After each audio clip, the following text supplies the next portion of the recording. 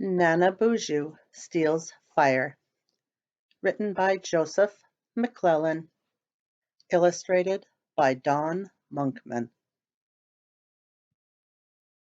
To the elders who have carried us this far on our journey.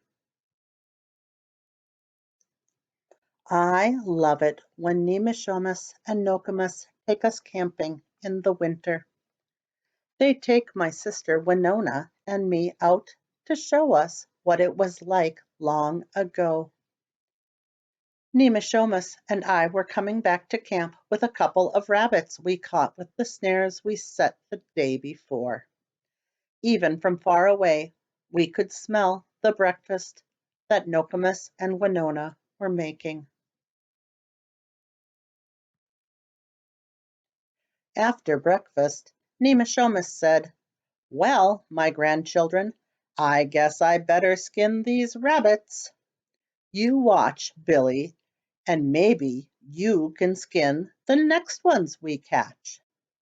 "We'll sit by the fire," said Nokomis, "and stay good and warm."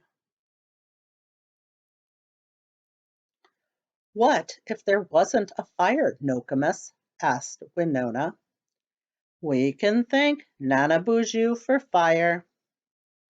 In fact, Nokomis told us, he was sitting right about here, skinning rabbits with old Nokomis one day, long, long ago. There was no such thing as fire in those days, and he, being a small boy, was very cold. "Nokomis," he asked, "is there anything in this world that could make us warm?" "I hear tell, grandson," Nokomis replied, "that far to the east, near the greater water, lives a medicine man and his daughters. They keep warm by a thing called fire, which the old man jealously guards and hides from everybody." "Then, Nokomis," spoke Nanabosho bravely, "I shall go there and fetch some fire for us." "I don't think, my grandson," said Nokomis, "that you will succeed. These people watch their fire very carefully. The old man sits all day in his wigwam, mending his fish nets and watching the fire. He never goes out. Only his two daughters ever leave the wigwam." "Still," declared Nanabosho, "I shall try." "I can't tell him anything," said Nokomis to herself. Nanabosho was very resourceful and made an excellent plan.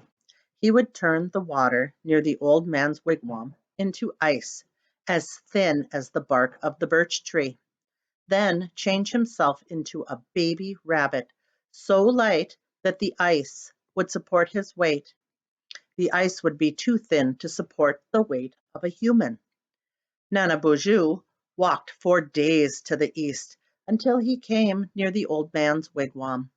There he made the water into thin ice and changed himself into a baby rabbit. For Nanabosho has the power to do this.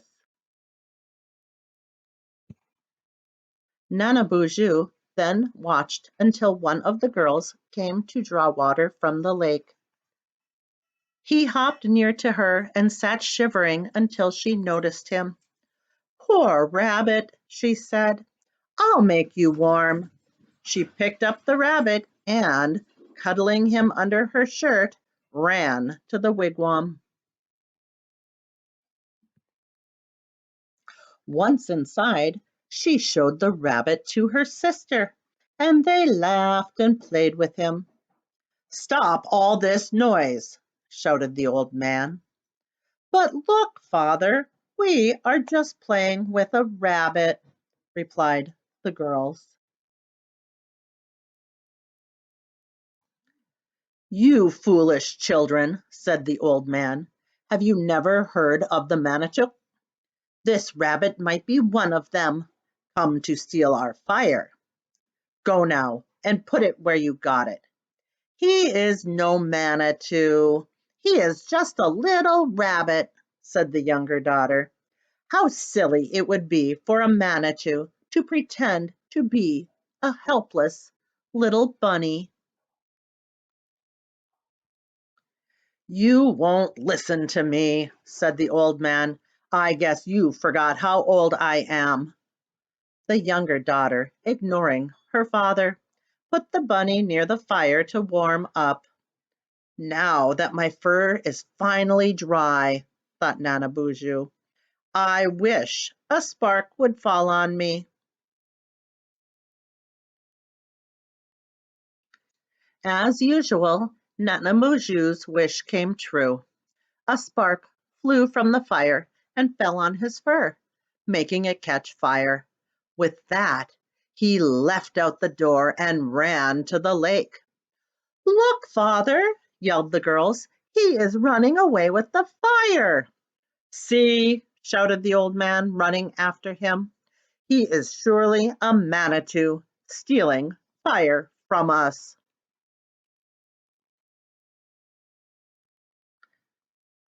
When the old man tried to run after the rabbit on the ice, he fell through, and his daughters had to help him out.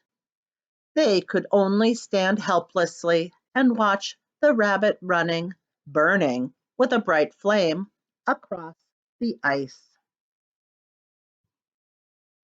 As Nanabosho neared home, he yelled for Nokomis to rub the fire off him onto a pile of sticks.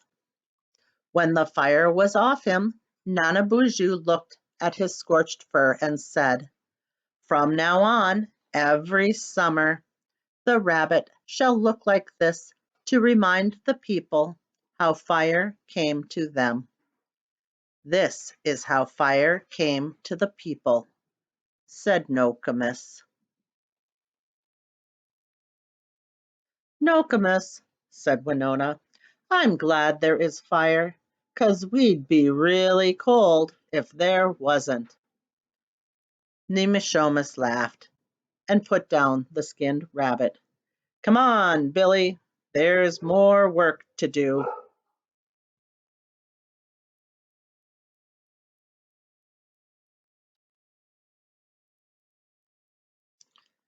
Mit you.